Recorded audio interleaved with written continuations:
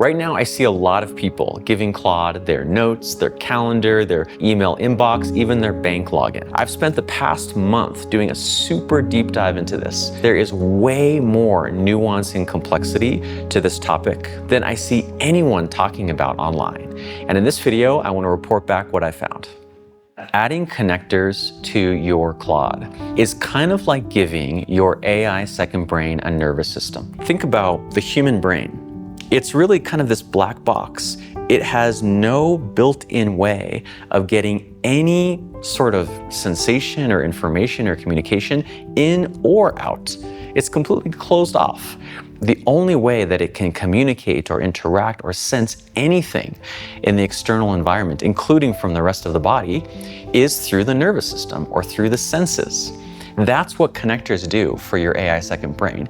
They get this central repository of intelligence and they extend it out. They give it these channels, these highways of information that both bring in really important, valuable data from other sources and also send observations and insights and recommendations, and in some cases, even the actions themselves back out into the world. This is really the power of what we're doing when we add connectors.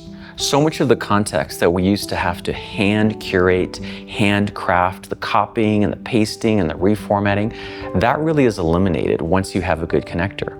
Your AI second brain can now, of its own accord, go out and proactively seek exactly the information it needs for the task at hand. However, just keep in mind that just like our human nervous system, this AI nervous system is not infallible. It's not perfect.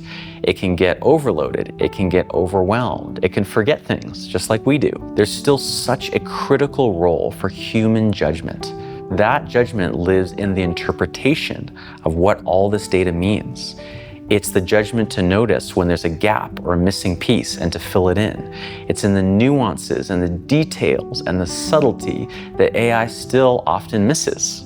You have to remember that AI is a cognitive exoskeleton. It is an amplifier of you, not a replacement of you. There is a whole world of connectors out there now. Some of them are official, some of them are created by third parties, some of them are open source or custom, but we're really going to be focusing today on official connectors. These are connectors that are created either by Anthropic itself, the makers of Claude, or they're made by the external third-party platform that you're connecting to.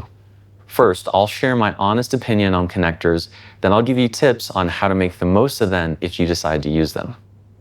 The full Tealed 1-hour version is in the membership, far more detail and nuance. I want to talk about kind of the deeper truth of how these integrations work. What I notice is people will say, add a connector for something like Notion. It takes about 30 seconds. From that point forward, they kind of have this assumption, which is, oh, Claude now knows my Notion. That's not true at all. Almost any Notion workspace that you connect and most other external platforms are going to be way too much context to fit within the context window. It's much more accurate to say that Claude is sampling what is in Notion. It is sort of doing reconnaissance. It's doing a series of targeted searches and then pinpointing what it thinks, what it assumes is the most relevant little pieces and reporting back its answer based on those. I've run a series of tests with Claude and found that in most cases, the content that it's actually reading through that connector is somewhere between 0.5% and 5% of everything that's available. I'm willing to bet, and this really is the right answer, you should really keep in mind that there could be potentially major missing pieces in what it's bringing back. I had it do a search of my Google Drive. When I followed up and asked it, well, what percentage of my files did you actually even look at? It admitted that it was really favoring recent files. It was looking at files that I had touched or modified in recent days or weeks or at most months. But I have files in there going back many, many years. The real danger here is the illusion of authority. It's Claude's just first kind of almost gut instinct for what it thinks might be a good answer, not the end-all be-all, totally authoritative final answer. So if you think about it, if you are working on a task that really requires accuracy and confidence, It is more important that you go and check Claude's work, not less important. So I don't want to leave you with this pessimistic view of connectors. I think they're actually quite amazing. But here are some tips that I have found really help you address some of these pitfalls and take advantage of what connectors have to offer. Number one, ask Claude to first make a plan for how it's going to search whatever connector you're using. So with the Notion example, instead of asking it for the direct answer to a question, ask it, how are you going to search for the answer to this question? Where are you going to look? What are you going to be your criteria for what to find? You can get all that by just asking it to make a plan for what to search for and have me approve it before moving forward.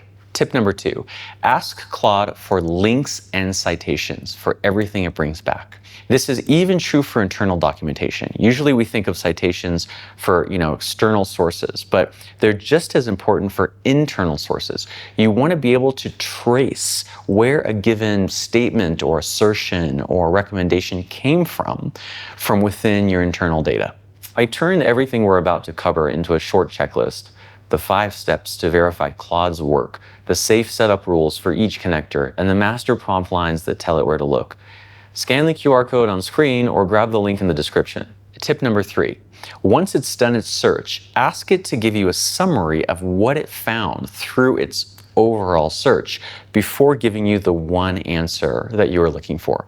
So for example, if you're doing a search of your Notion and you want to know what are the next actions on a given project, don't just ask for the one single next action. Ask it for what is the general status of this project? What were some of the existing documents you found? And then what were several of the potential next actions? See how that sort of more broad result is much easier to audit, much easier to verify and to kind of check the AI's work than just a single answer that is a black box that you can't really see how it arrived at that answer.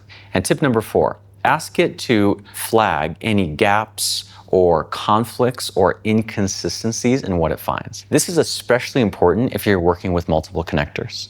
In other words, you don't want Claude to hide and obscure conflicts and disagreements between different data sources. You want it to proactively surface them so you have the chance to arbitrate which one is correct and which direction you want to take next. And then one bonus tip, number 5. If you click this little plus button in the prompt window, and then you go down to connectors, you're going to see that every currently active connector is listed. A really good best practice is to unselect any connectors that you don't need for a given task. There's 2 reasons you want to do this. The first is that it saves tokens. By turning them off completely, you're removing them from the AI's consideration and thus economizing on your token budget. The second reason is actually one of the biggest kind of hidden themes in the whole topic of connectors and integrations, which is security. Security is really, really underappreciated. In the blog post that you'll find in the description, I expand on what is known as the lethal trifecta, 3 different elements that you never want to combine into the same session with your AI. But the bottom line is, the fewer connectors that you have access in any given session, the better from a security perspective. So now you've seen how Claude can connect to all your different apps and platforms. But that's not all the context that you want to be able to work with. Much of it also lives in the files and the documents and the folders on your computer. To find out how to take advantage of that context, watch this video next.